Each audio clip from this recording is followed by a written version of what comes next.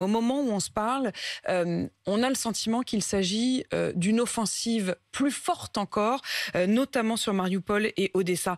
Est-ce qu'on est en train d'assister à l'assaut final sur Mariupol? Alors sur Mariupol, oui, mais en même temps, j'ai l'impression de dire ça depuis plusieurs semaines en réalité. Mais il y a une résistance très forte qui s'exerce. Là, on est vraiment sur le dernier carré.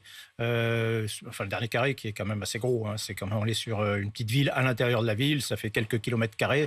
C'est un bastion et un bastion essentiellement souterrain. Donc, qui est extrêmement difficile à prendre. Donc, les combats sont très durs. Ils seront très durs. Mais leur issue ne fait pas de doute.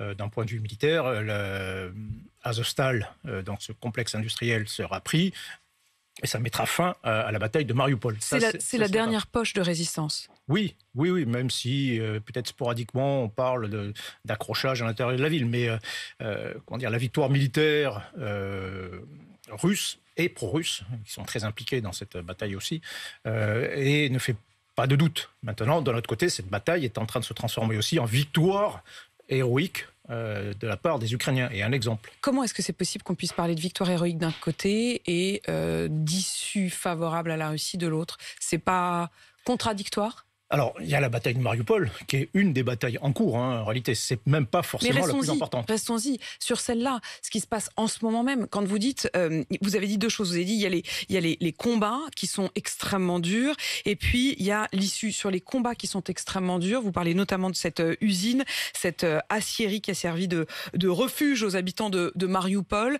Le président Zelensky a expliqué hier soir qu'il y avait 156 civils qui avaient réussi à être évacués, mais le maire de Mariupol dit qu'il comptait encore 200 personnes restantes. Est-ce que ces 200 personnes vont réussir à être évacuées ou est-ce qu'elles risquent d'être piégées?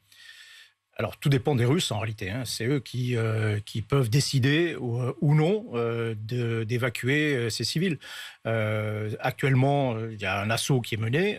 S'ils décident de mener cet assaut jusqu'au bout, l'issue risque d'être extrêmement dure et violente pour tout le monde, et bien sûr, y compris ces civils. D'un autre côté, s'ils acceptent de faire une pause, peut-être, effectivement, qu'ils accepteront aussi l'évacuation des derniers civils. Voilà, mais on a un peu l'impression qu'il y a une forme d'urgence, qu'ils veulent à tout prix en terminer avec cette résistance au plus vite. Et là, oui, malheur à tous ceux qui seront à l'intérieur encore de ce complexe, et notamment les civils.